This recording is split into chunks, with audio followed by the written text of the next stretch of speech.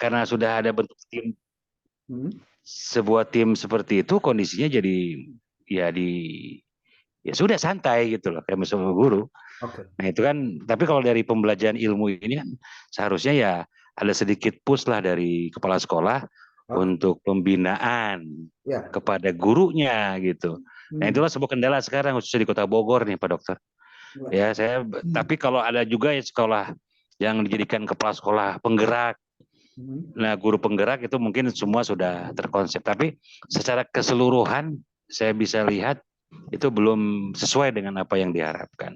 Padahal kami sendiri ingin belajar sebetulnya. Nah, ini mudah-mudahan dari praktisi akademisi bisa menginformasikan hal seperti ini agar dibuatlah sebuah informasi-informasi yang nilainya positif walaupun kondisinya ya sangat pahit gitu. Tapi intinya sih ingin memudahkan gitu Pak Dokter. Ingin memudahkan para guru, tapi disebut pembelajarannya ya karena udah di file, udah aja contohnya file aja udah buka gitu. Contohnya seperti itu. Itulah sedikit permasalahan yang ada di Kota Bogor. Tapi ya itulah ilmu bagi saya terus terang. Apalagi dengan hadirnya alhamdulillah saya mempelajari di S2 ini ya semakin bisa mengembangkan apa yang sudah saya dapat. Bahkan nanti insya Allah saya akan informasikan agar ya minimal ada sedikit masukan-masukan lah. Jangan sampai kepala sekolah itu jadi seseorang yang malah bukan. Itu mungkin itu ya Pak Dokter. Terima kasih. Assalamualaikum warahmatullahi wabarakatuh. Saya komentari dulu ya Pak Iqbal. Tidak ada gini, no growth in comfort zone. Tidak ada pertumbuhan di zona nyaman, itu nggak ada.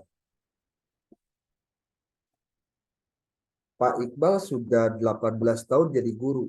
Sekarang pertanyaan saya, dari tahun ke tahun meningkat nggak kemampuan Pak? Progresnya naik nggak? Kalau saya rasakan waktu di swasta kan ketat Pak Dokter. Waktu di swasta dulu itu setiap semester tuh dilaksanakan supervisi ini, tapi setelah di negeri ini yang saya baru 2 tahun malah ya dibuat santai. Gitu. Ini problem Pak. Jadi Anda harus tahu bahwa ya ini mungkin rahasia. Ini cuma kita aja nih, tolong jangan dibocorin keluar ya. Ini cuma rahasia kita aja.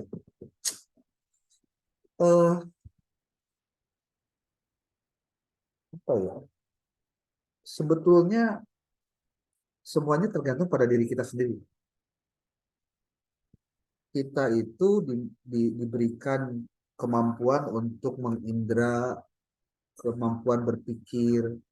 Itu hakikatnya kan harus menjadi bagian dari bagaimana cara bersyukur kita kepada apa yang kita dapatkan itu.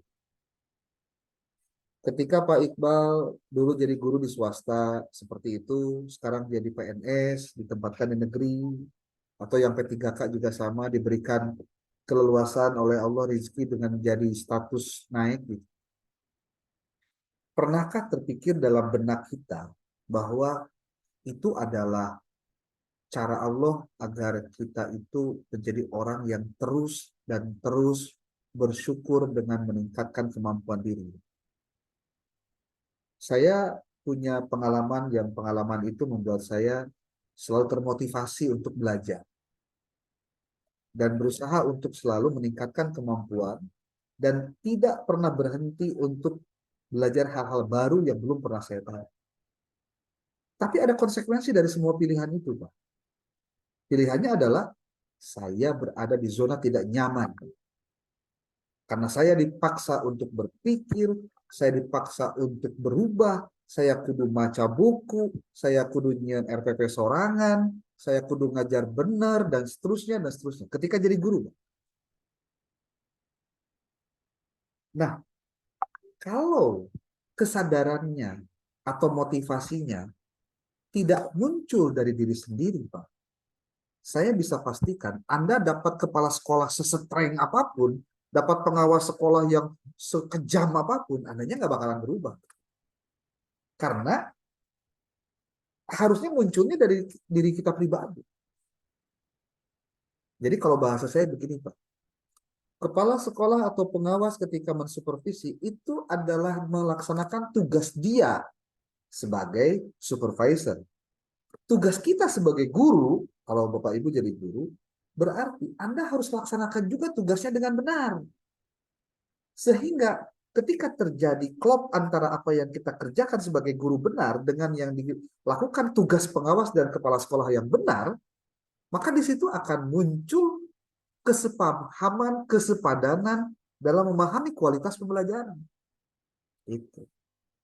Nah, faktanya nggak begitu, Pak. Kalau tadi Bapak bilang, saya mah disiapkan Pak, ayat timna dan lain-lain, bikin kitanya nyaman. Justru saya bilang tadi, no growth in comfort zone. Tidak akan ada pertumbuhan di zona nyaman. Bapak tidak akan punya kemampuan bertambah. Enggak. Cuma melaksanakan rutinitas, Pak. Berangkat pagi, pulang sore. Setiap awal bulan dapat gaji. Setelah itu gitu lagi, gitu lagi. Bosen, Pak. Percaya deh ke saya. Satu, bosen. Dua, bikin pusing. Kenapa? Karena Anda menjalani rutinitas. Akhirnya monoton. Gitu. Kalau boleh saya sedikit memberikan masukan, dan ini rahasia kita, Pak. Yang harus munculnya dari diri sendiri dulu, Pak. Harus ada kesadaran yang muncul, kenapa ya saya diberikan banyak rezeki begini, kok tidak bersyukur dengan meningkatkan kemampuan diri, Pak. Kita tuh banyak kejadian begini. Pengen air seember, tapi yang disediain cangkir, Pak. Itu banyak kejadian begitu. Ngerti nggak maksudnya, Pak? Pengennya air seember, tapi wadah nu disiapkan nanate nggak ukur cangkir, Pak. Gelas. Kira-kira nyambung tuh, Pak? Nggak bakalan. Nah, dalam hidup kita, Pak, kalau kita pengen air seember, maka siapinnya ember juga, atau paling tidak drum, Pak. Jadi diri kita sebagai manusia, itu perkembangannya berbeda dengan hewan ataupun juga dengan yang lain. Manusia itu berkembang tidaknya tergantung cara pandang dia melihat realitas, Pak. Contoh, kalau Anda melihat bahwa ketika Anda sudah disiapkan ayat tim menyiapkan RPP, perangkat pembelajaran, Anda tinggal copy paste saja, dan itu memudahkan Anda, hati-hati. Di zona itu berarti Anda tidak akan meningkat kemampuan apapun. Saya jamin itu, saya jamin. Kalau hanya sebatas menyelesaikan masalah administrasi dan syarat-syarat yang harus dipenuhi, itu selesai, Pak. Selesai. Tapi yang harus Anda ingat satu, apa dampaknya kepada Anda sendiri? Itu kan problemnya. Gitu. Ya. Jadi Pak, kalau saya boleh sedikit memberikan ya input atau sedikit pengalaman, jangan pernah merasa diri nyaman di zona nyaman. Anda justru harus merasa tidak aman ketika berada di zona nyaman. Karena di saat itu terjadi, kemampuan Anda tidak akan meningkat dan diri Anda hanya melakukan rutinitas, rutinitas, dan rutinitas. Percaya deh Pak, bikin jenuh. Apalagi punten ya, ini banyak kejadian. Guru besoknya mau ngajar, malamnya belajar nggak? Saya yakin enggak. Baca buku nggak? Bikin perangkat pembelajaran nggak? Bikin media pembelajaran nggak? Nothing, Pak. Percaya ke saya. Yuk kita taruhan deh, lamun taruhan deh mah. Kenapa? Saya pernah jadi pengawas masalahnya, Pak. Ngerti. Karakter guru tuh ngerti, Pak. Kedul, Pak, diajarna. Nu kedulnya, saya bilang nu kedul ya, nu kedul, nu kedul. Tapi ada, Pak, beberapa orang guru yang ketika saya bicara seperti ini, dia kemudian mikir, iya ya Pak, saya teh sudah sertifikasi, saya sudah in-passing. Masa saya gini terus, Pak? Pak, Bu, kalau Anda mengeluh masalah biaya hidup gara-gara gaji Anda kecil, Pak. Anda mau digaji berapapun tetap mau kurang, Pak, percaya ke saya. Karena makin tinggi pendapatan Anda, gaya hidup Anda pun makin tinggi, Pak. Benar nggak? Dulu sebelum sertifikasi, motor. Setelah sertifikasi, hayang beli mobil, Pak, jadi di kan kurang deh, Pak. Terus naik jadi pegawai negeri, contohnya, hayang beli imah, Pak. Ngutang deh, kira beresnya, Pak. Pak Iqbal mungkin kaget kalau saya mau cerita, Pak. Saya ketika di madrasah negeri, Pak, di Sukabumi, ada kejadian menarik. Ketika saya supervisi, ini gurunya jarang ada, Pak. Saya kan ngabsen, ngabsen. Gurunya tara aja. Terus 2 kali saya datang, berarti terus 2 bulan saya datang berturut-turut karena saya datang setiap 1 bulan 1 kali datang ke sekolah. Ini nggak ada terus. Saya tanya ke kepala sekolah, Pak, hari ya si bapaknya kemana wae, para ayah wae. Ah biasa Pak, cuma meureun ayah kegiatan. Kita sugan ke bapak izin teu. Ah itu sih ayah. Saya terlalu obrol Pak. Saya pasti ada sesuatu yang terjadi. Apa yang saya lakukan Pak? Saya minta izin ke kepala sekolah ngobrol jeung bendahara, jeung orang TU.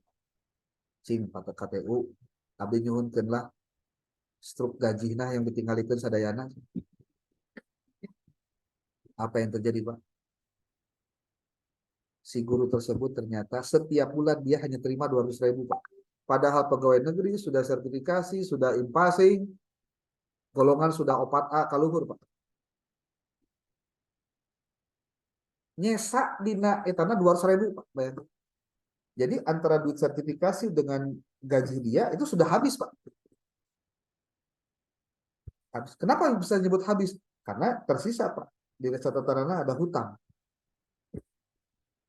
Si kira-kira Pak, dengan cara yang tadi relate nggak? Relate Pak. Mau bagaimana urusannya dia sendiri aja datang ke sekolah ngukur gugur kewajiban Pak. Makanya sok aya kieu. Geus lah tong diriweuh-riweuh lah nama siapkeun ke kepala sekolah jeung tim kurikulum kita mah terima bersih aja. Percaya teh nu diajarkeunana tidak sesuai dengan apa yang tertera di dalam perencanaan itu. Karena si gurunya tidak merasa itu bikinan sendiri. Pasti akan ada muncul pertanyaan begini. Iya Pak, itu kan realitasnya. Bapak ngomong secara ideal. Dan di lapangan itu Pak. Saya mau tanya kepada Anda. Kenaun atau kuliah S2 di ujung-ujungnya apa yang kita lakukan masih selalu itu kayaknya itu kan persoalan Pak. Makanya ketika kita dapat pengalaman baru, pemahaman baru, ide-ide baru, berarti ingat Pak, ada sebuah quote yang boleh Anda tulis atau Anda jadikan pegangan.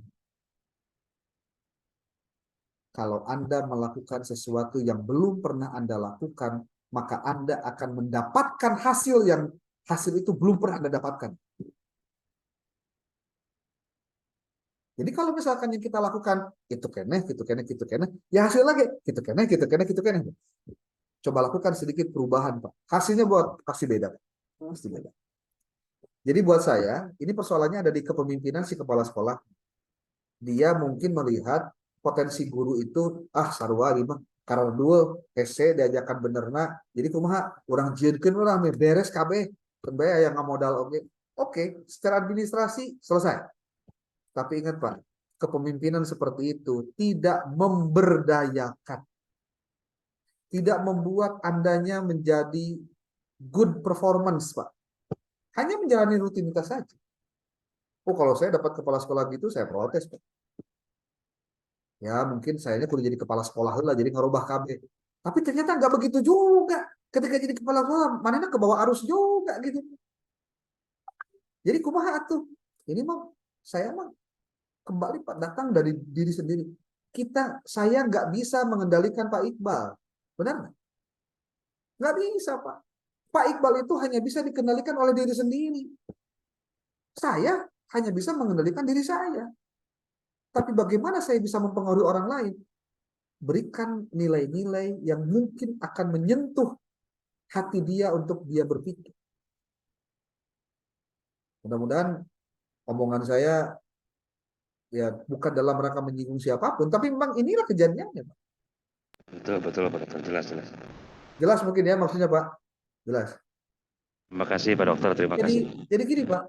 Kepemimpinan seperti itu membuat guru menjadi tenang, santai. Oh, kepala sekolah orang mah bager, naon, kabeh perangkat pembelajaran beres. Supervisi pasti Pak. Pasti percaya ke saya. Karena kepemimpinan begitu tuh nggak becus Pak ngurusin kurikulum. Dia nggak paham hakikat dari kurikulum yang harus dikuasai oleh guru tuh kayak gimana. Pernah nggak Pak Iqbal atau siapapun yang ada di Zoom ini mengalami kasus begini Pak, ketika mengajar di kelas? Anak-anak, geus tepi ka halaman sabaraha diajar teh, aneh tuh. Ada kalimat begitu dari guru Pak. Itu cirina guru hiji teu maca heula kurikulumna, dia tidak persiapan dulu, dan mengerikannya Pak, pada saat dia mengajar, tinggali budak aya nu rada bisa nulis halus dan lain-lain, bukunya dibikin ke budak. Apalagi kalau misalkan siswanya nggak punya bukunya Pak, bukunya hanya gurunya yang punya, kasih ke anak yang ya tulisannya paling halus. Neng ka dia neng, tuliskeun dia nya dina bord. Kade barudak kabeh kudu nulis atau diktekeun. Lamun teu nulis ke disidre ku bapak. Bapak aya urusanna ka kantor. Di kantor ngadon ngopi jeung maca koran, Pak. Belegugna teh main handphone ayeuna mah, Pak. What the hell behind the class, Pak? What's going on gitu loh di kelas. Kalau gurunya kayak gitu, Pak. Siapa yang harus mencoba untuk mengubahnya? Kepala sekolah, Pak. Nggak bisa, Pak. Makanya kalau saya sangat berharap kepada Anda yang hari ini jadi guru atau siapapun yang ada dalam dunia pendidikan, siapa yang akan mengubah pendidikan kita kalau Anda yang hari ini sedang kuliah S2, harus ada sedikit perubahan dari cara berpikir kita tentang memahami kurikulum, memahami profesi guru, memahami tentang supervisi. Jadi bukan kendala dan juga beban, itu persoalannya, Pak. Ingat, semua profesi itu ada konsekuensi dan ada ada konsekuensi dan ada konsekuensi ada dampak dan konsekuensinya. Benar nggak? Tukang parkir Pak di jalan memang naon teh senjatanya ukur pirimit Pak. Tapi bayangkan dia harus aya diharapkan mobil anu keur jalan, motor jalan, dia nandonkeun awak Pak hanya untuk mendapatkan 2.000 dari satu orang parkir.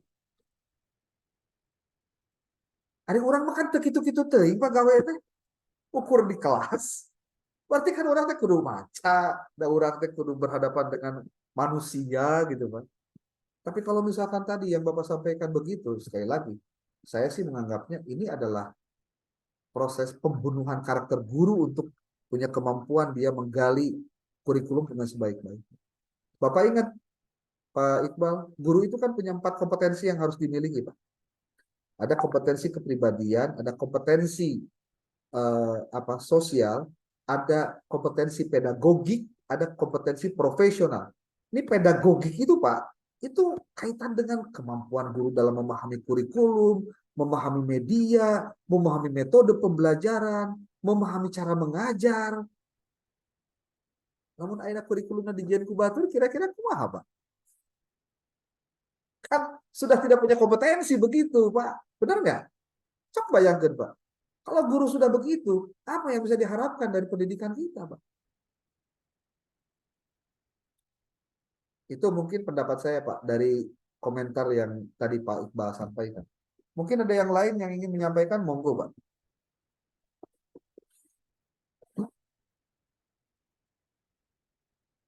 Ada? Silakan. Bebas aja lah. Cuma 4 orang iya. Semuanya mesti ngomong nih, jangan diam aja.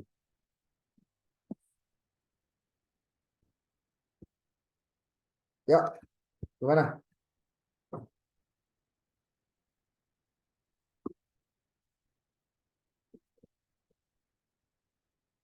Halo, halo, halo, halo.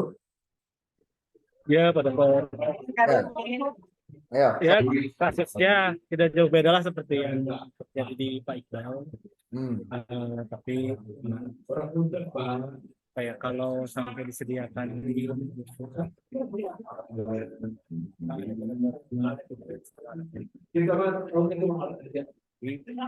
saya jujur kemudian beberapa PNS lah di kecamatan yang suka dibantu dalam perihal hal seperti itu. Jadi kasusnya ya lah. Ya. Meskipun Ini suaranya kurang begitu jelas, Pak Ripal.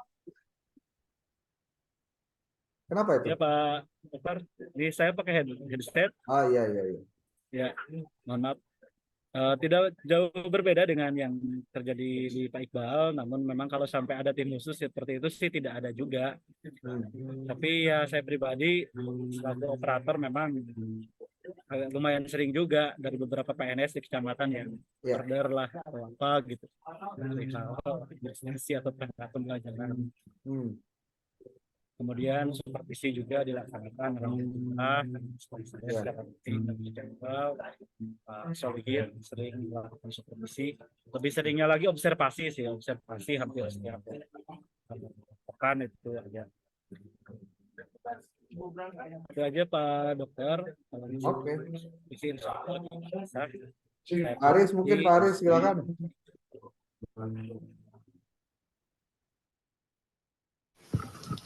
Oke, bismillahirrahmanirrahim. Terima kasih Pak Dokter. Ya. Alhamdulillah kita bertemu lagi. Saya senang. Tadi saya mencatat bahwasanya di awal istilah yang saya catat itu adalah self supervise gitu ya. Jadi sebenarnya yang paling penting itu adalah kemampuan seorang guru itu untuk memberikan penilaian terhadap dirinya gitu. Otomatis kalau itu terjadi, guru tidak akan kerepotan. Kepala sekolah itu tidak akan kerepotan. Mungkin yang menjadi problemnya adalah saat guru itu tidak melakukan supervisi, ya karena dengan tadi mungkin ya seperti tidak ingin memberatkan. Padahal jujur saja kepala sekolahnya pun nggak mau ribet sebenarnya. Udahlah sama-sama nggak mau ribet gitu. Sama-sama nggak mau ribet. Akhirnya jadi seperti ya tadi apa yang disampaikan Pak Dokter itu berada di zona nyaman semuanya. Dan yakin itu tidak akan ada pertumbuhan di zona nyaman itu. Efeknya lembaga tersebut tidak akan berkembang. Dan itu saya alami sendiri. Makanya hapuntennya saya ngajar hampir 4 sekolah gitu. Jadi saya membandingkan itu di mana orang teh cocok nah gitu teh. Ya walaupun saya sendiri masih banyak kekurangan, tapi saya ingin sekali rangkaian-rangkaian yang memang seharusnya ada itu memang benar-benar dilakukan lah. Kalaupun tidak seideal mungkin, tapi setidaknya upaya-upaya itu dilaksanakan tanpa harus istilahnya ngegampangkeun ngebabarikeun. Mungkin yang ingin saya tanyakan itu adalah jujur saja saya mungkin pernah saya sampaikan juga, kita mendengar satu ungkapan bahwasanya kalau di Gontor itu mahfudot itu ya. Jadi materi itu penting tapi metode lebih penting, tapi guru lebih penting, kan akhirnya itu waruhul mudaris ahamu minal mudaris itu sendiri. Nah, saya jujur kepada setiap dosen, kepada setiap guru saya yang bertanya bagaimana sih cara menumbuhkan ruhul mudaris itu ya. Tadi ya apa yang sampaikan Pak Dokter, kalau seandainya semua orang sudah punya kesadaran itu, yakin dunia persilatan aman. Itu saja. Terima kasih. Oke. Komentar dulu nih satu lagi terakhir ya, sok. Bu Ratna. Supaya ayah rekaman anak ngomong gitu loh. Bu Ratna ya. Oke. Izin bertanya Pak Dokter. Lain nanya heula, komentar heula atau kan nanya nanya. Komentar yang mana? Ya naon. Yang penting menyambung gitu tuh. Soalnya kalau di dunia pendidikan mungkin saya tidak banyak pengalaman juga Pak Dokter.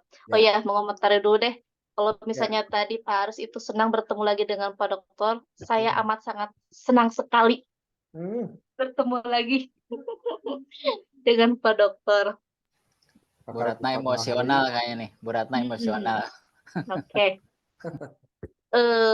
Ya seperti yang tadi saya bilang bahwa saya tidak terlalu banyak pengalaman tentang dunia pendidikan gitu ya. Berbeda dengan rekan-rekan yang lain yang terjun langsung dalam dunia pendidikan.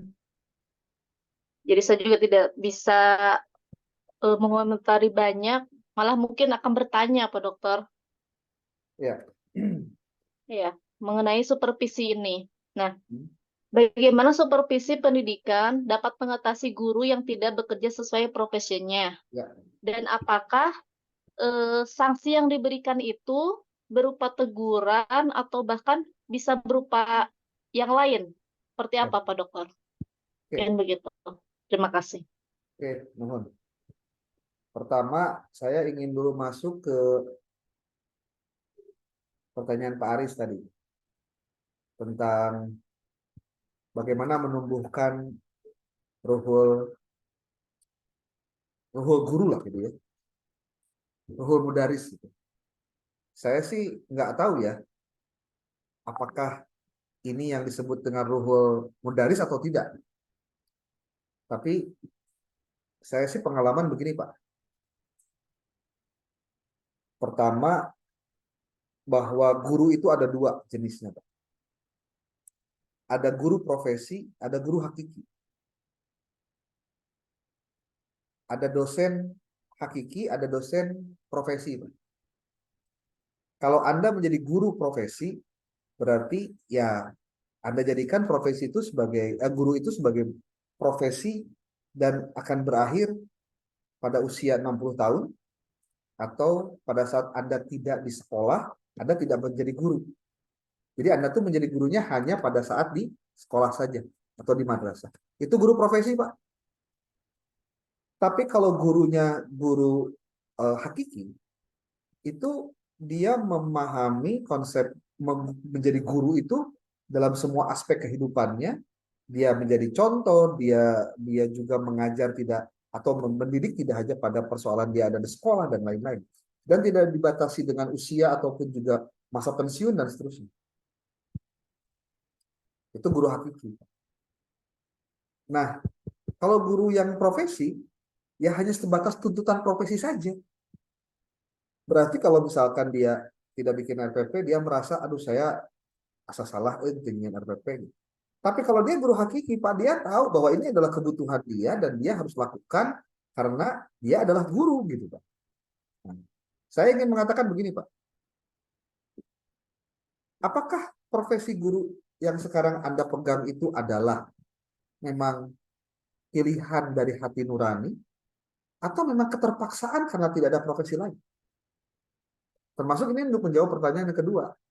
Bagaimana dengan guru yang apa tadi? Tidak sesuai dengan profesi? Atau dia mengajar apa tadi Teh? Jadi tidak sesuai dengan latar belakangnya ataupun yang lainnya. Saya menganggap bahwa yang namanya guru itu harus datang dari panggilan hati. Kalau dalam bukunya Profesor M.I. Sulaiman, judulnya Menjadi Guru. Dia menulis di bagian depannya itu, Pak. Jadilah guru yang baik atau tidak sama sekali. Artinya, menjadi guru itu bukan persoalan seberapa banyak yang dia dapatkan dari profesi itu.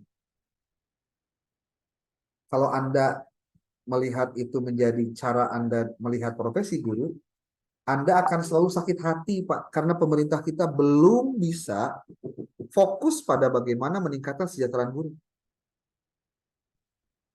Jadi kalau baliknya ke diri kita, Pak, bagaimana dengan profesi ini kemudian kita bisa lebih baik dengan cara banyak belajar hal-hal baru. Jadi maksud saya begini, mungkin yang disebut dengan ruhul mudaris itu, dia harus melihat profesi guru atau mendidik atau pendidik itu dari kepanggilan dirinya sendiri. Bukan keterpaksaan karena tidak ada profesi lain, jadi guru udah gampang. Banyak kan dulu jadi guru ketika tahun 2005 ke sebelumnya, itu banyak yang sertifikasi guru yang tidak sesuai dan tidak linier dengan pendidikannya. Kalau kemudian orang yang tidak sesuai dan dia jadi guru, bagaimana cara supaya dia belajar untuk jadi guru? Prinsipnya semua kita itu bisa jadi guru, walaupun bukan background guru. Tetapi kalau background guru berarti, pendidikan guru ya maksudnya, berarti dia memiliki kemampuan dan pengetahuan serta pengalaman pendidikan menjadi guru, dan kita sebut itu sebagai bagian dari profesionalisme. Ada juga guru yang dia tidak pernah belajar pedagogik, dia tidak pernah belajar kurikulum, hanya karena panggilan hati dia pengen mengajar. Contoh anak-anak guru-guru TK, guru-guru PAUD yang sekarang pada kuliah itu rata-ratanya sudah mengajar di PAUD atau di TK itu belasan puluhan tahun. Tapi kenapa dia mau jadi guru? Karena senang ke anak aja gitu. Padahal lulusannya cuma SMA doang. Jadi pengalaman yang membentuk pengetahuan dia. Pengalaman yang membentuk cara dia bagaimana untuk menghadapi anak. Jadi empirical. Berbeda dengan yang belajar, dia secara rasional melakukan tahapan-tahapan yang sangat sistematis dari mulai semester 1, 2, 3, 4, kudu PPL lah, kudu KKN lah, dan lain-lain, sehingga terbentuklah profil capaian dari lulusan pendidikan, lulusan dari program pendidikan itu, sehingga dia bisa menjadi guru yang memiliki kapasitas, kapabilitas, dan juga legalitas. Makanya guru teh ada guru legalitas, punya legalitas dan punya kapasitas. Jadi boleh jadi nih, yang tadi ditanyakan terakhir itu, bagaimana dengan guru yang bukan background dari guru? Mungkin dia punya kapasitas, tapi dia tidak punya legalitas. Yang kita inginkan tentu di samping kapasitas, dia juga punya legalitas. Legalitas apa maksudnya? Dia disebut guru karena dia punya ijazah S1. Berarti dia berpendidikan. Tapi dia pun punya pengalaman, kemampuan, pengetahuan yang dia dapatkan dari proses itu yang membentuk karakteristiknya jadi guru. Bapak Ibu yang sekarang ada di dunia pendidikan harus sadar bahwa di dunia pendidikan itu Anda tidak sama dengan di dunia bisnis dan dunia profesional lainnya. Benar atau tidak silakan tanya masing-masing. Gaji guru Pak dibanding dengan gaji pegawai pabrik itu lebih gede pegawai pabrik Pak. Honor ya, honor yang tidak sertifikasi. Bayangkan Pak, guru mah batasan UMR Pak. Bahkan UMR-an guru mah Pak. Makanya Bapak Ibu yang hari ini jadi pegawai negeri yang sudah NUPTK dan sudah bersertifikasi atau sudah in passing, bersyukurlah bahwa di luar Anda banyak orang-orang yang jadi guru hanya ngandelin gaji 300.000, 400.000, dibawa ke Alfamart oke Pak, mau 2 keranjangan Pak. So, tiap tahun saya merasakan bahwa duit 500.000 baheula Pak tahun 2000-an, tahun 2002, jeung tahun 2015 ayeuna beda keresek Pak. Baheula mah keresek bisa seborosiki gitu tanya mau makan. Ayeuna mah hiji oge, aduh hampang Pak, 500.000. Itu karena apa? Terjadi devaluasi, terjadi inflasi, harga-harga juga jadi berbeda gitu. Nah, sementara tuntutan dan kapasitas guru makin luar biasa. Itu. Saya nggak tahu nih omongan saya apakah menyambung pada jawaban-jawaban Anda, tapi yang saya pahami menjadi guru itu harus panggilan dari diri kita sendiri. Kalau kemudian saya teh lain background guru, tapi saya teh senang gitu ngajar, senang ke anak gitunya.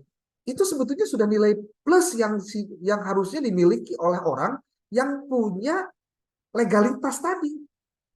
Yang dia S1-nya mungkin pendidikan, tapi karena dia tidak memiliki rasa kecintaan terhadap anak kecil maksudnya atau siswa, tidak memberdayakan, akhirnya punya legalitas pun seperti punya ijazah, itu ketika ngajar ya dia biasa-biasa aja tuh. Itu. Ya, mudah-mudahan sih kita punya legalitas plus punya kapasitas. Itu yang diharapkan dari sebuah proses yang dijalani oleh kita. Oke, ada lagi? Mudah-mudahan tidak menjawab pertanyaan sehingga nanti memunculkan pertanyaan-pertanyaan yang baru. Gitu. Karena di profesi guru itu Pak, kalau saya sih menganggapnya profesi guru, dosen dan lain-lain itu lebih besar pada pengabdiannya Pak daripada pendapatannya sebenarnya. Jadi saya tidak terlalu saya tidak terlalu iri dengan kawan saya yang berbisnis dan dia punya ABCD, segala punya dia secara keduniaan, tapi saya mah cuma begini aja. Kenapa? Karena saya sudah menyadari dari awal bahwa Saya mungkin tidak mendapatkan apa yang mereka dapatkan, tapi saya akan mendapatkan apa yang tidak mereka dapatkan. Apa? Satu, profesi guru adalah profesi yang paling aman, Pak. Kalau menurut saya, apalagi buat perempuan, itu profesi paling aman. Kedua, bahwa profesi guru itu karena ada pengabdian, ada apa ya sebutnya, pengamalannya lebih besar, maka saya suka berharap bahwa boleh jadi saya tidak mendapatkan impact dan dampaknya di dunia, Pak. Sebagai orang yang beragama, saya sangat yakin bahwa suatu saat ketika saya meninggal, di situ ada pertanggungjawaban. Jangan-jangan saya nanti masuk neraka, Pak. Tapi pada saat saya masuk neraka, banyak tangan-tangan murid-murid saya yang pernah saya belajar, yang saya pernah menyampaikan hal-hal yang bermanfaat. Mereka lah yang akan menolong saya kelak. Who knows? Siapa tahu. Masih ada harapan itu. Apalagi kalau ngomongin masalah terkait masalah teologis lah. Teologis itu maksudnya gini, Pak. Bahwa di antara amal yang tidak akan putus walaupun kita sudah meninggal itu adalah 3. Yang pertama adalah sedekah jariah, yang kedua adalah ilmu yang bermanfaat, yang ketiga adalah anak soleh yang mendoakan kedua orang tuanya. Mungkin saya bukan anak yang soleh, Pak, tapi karena saya guru, Pak, saya ingin menyampaikan hal yang bermanfaat. Boleh jadi dari situ saya ingin mendapatkan pahala dan amal walaupun saya sudah meninggal, tapi itu terus menjadi ladang pahala buat saya. Amin ya Rabbal. Dibanding dengan kalau misalkan dengan yang lain. Tapi sekali lagi, itu bukan berarti alasan untuk kita tidak berusaha dengan maksimal. Justru karena posisi itulah kita selalu meningkatkan kemampuan diri. Kabayang deh Pak, tong boroning jadi guru lah. Anda yang sering khutbah Jumat saja, Anda tahu Pak, ini khutbahnya maca buku atau maca hente atau meningkatkan pengamalannya atau hente. Itu kenyahuan dari apa yang disampaikan setiap kali khutbah. Itu saja sudah cukup untuk melihat kapasitas seseorang. Oke, ada tanggapan boleh?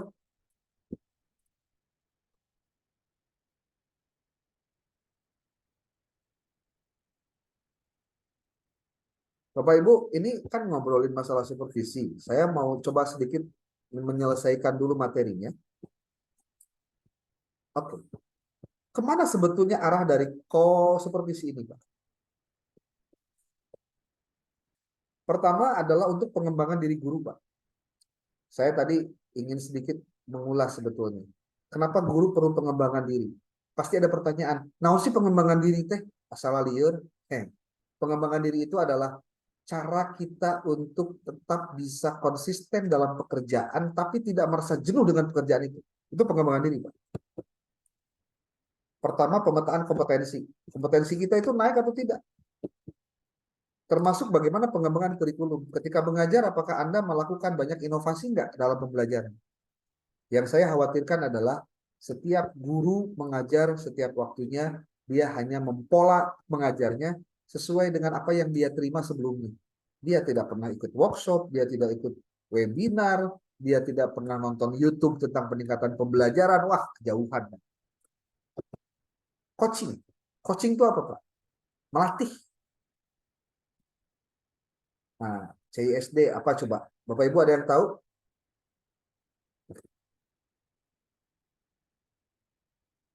Continuous Improvement Self-Development. Continuous Improvement Self-Development. Jadi, pengembangan diri secara berkelanjutan. Termasuk untuk administratif dan kinerja, supervisi ini juga untuk penilaian kinerja. Dan untuk promosi guru. Kalau ternyata ngajarnya bagus, kalau di sekolah SMA atau aliyah atau SMP atau SMA, biasanya suka jadi wakil kurikulum contohnya. Apalagi kalau gurunya paham tentang kurikulum itu harusnya dilakukan seperti apa dan seterusnya. Termasuk juga arah dari hasil supervisi ini adalah untuk pengawasan dan monitoring. Jangan sampai kepala sekolah atau pengawas tidak punya data. Guru mana saja yang sudah pernah ikut workshop kurikulum 2013 ataupun workshop kurikulum Merdeka contohnya. Seberapa banyak guru dengan RPP yang sudah berubah atau tidak. Seberapa banyak guru yang masih menggunakan buku-buku yang masih lama ataupun yang baru, itu kan harus ada datanya. Nah, ini kita bicara tahap dari supervisi, Pak. Menurut Morris bentar.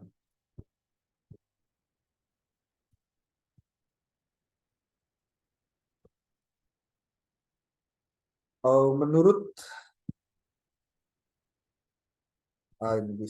Maurice Kogan, Pak. Bagaimana tahap-tahapnya, Pak? Di sini, Pak. Dari mulai memunculkan hubungan supervisor dengan guru, itu dengan cara apa? Membahas RPP untuk disupervisi secara bersama-sama, lalu membuat perencanaan aspek yang akan diobservasi, mengobservasi pembelajarannya, menganalisis proses pembelajarannya, kemudian merencanakan diskusi, Pak. Diskusi antara guru dengan supervisornya, lalu melaksanakan diskusinya, kemudian membuat rencana baru tentang supervisi. Nanti si supervisornya bilang, Ibu, ini nanti revisinya saya tunggu ya 2 hari lagi. Nanti bulan depan akan saya coba supervisi lagi untuk nanti dilihat apakah telah terjadi perubahan cara mengajar atau tidak. Bapak Ibu boleh cek deh Facebook saya. Waktu saya tahun 2013 sampai 2018, itu banyak postingan saya terkait kegiatan saya menjadi pengawas, bagaimana saya melakukan supervisi. Jadi supervisi itu ada yang mendadak, ada yang direncanakan. Tapi mendadak itu karena saya sudah kasih tahu. Saya kasih program, ini programnya, saya datang ke madrasah ini setiap bulan, tanggalnya tidak akan saya kasih tahu berapa, yang penting nanti saya kasih tahu kepala sekolah, salah satunya tugasnya adalah dengan melakukan supervisi Bapak Ibu. Itu, Pak. Kalau menurut Carl Bickman, tahapan supervisinya adalah pre-conference, ada ngobrol-ngobrol dulu, lalu observasi dulu ke kelas, menganalisis, interpretasi, dan memasang strategi, lalu ada post-conference, setelah ada conference itu diadakan lagi pertemuan, lalu disampaikanlah kritik-kritik, masukan-masukan, bagaimana harus diperbaiki bagian mana, di apa saja itu disampaikan, Pak, pada saat post-conference ini. Nah, pada saat observasi itu pengamatan, Pak, maksudnya. Supervisor mengamati apa yang dilakukan oleh guru. Apa saja yang diamati, Pak? Ruang lingkupnya ini. Kemampuan dasar mengajar. Bagaimana membuka dan menutup pelajaran. Bagaimana mengajukan pertanyaan. Kemudian bagaimana pemberian stimulus dan respon dalam pembelajaran. Termasuk bagaimana menutup pembelajaran. Bagaimana memberikan persepsi. Itu kan kemampuan-kemampuan dasar mengajar, Pak. Bagaimana penampilan di depan kelas, grogi atau tidak, masukin tangan ke saku atau ente. Itu kan juga kelihatan sebetulnya gayanya. Terhadap penguasaan bahan ajar. Itu dia dikuasai atau tidak. Jangan-jangan dikuasai dengan macam yang unggul, bahkan riuh.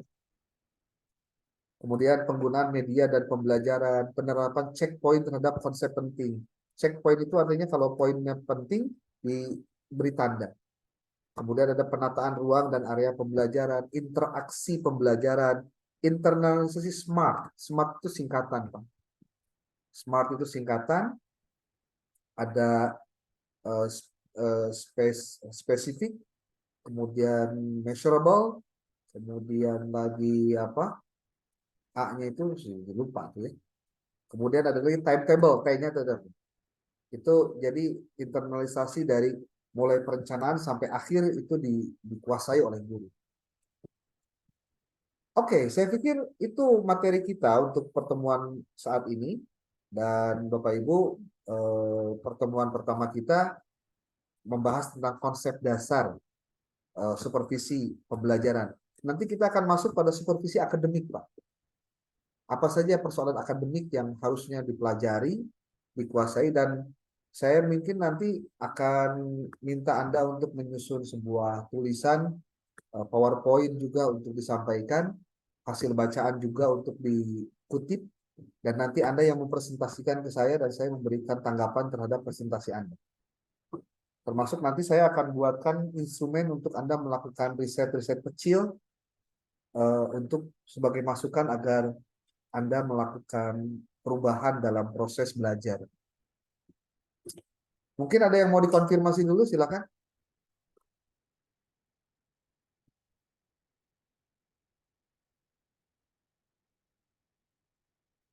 Ada?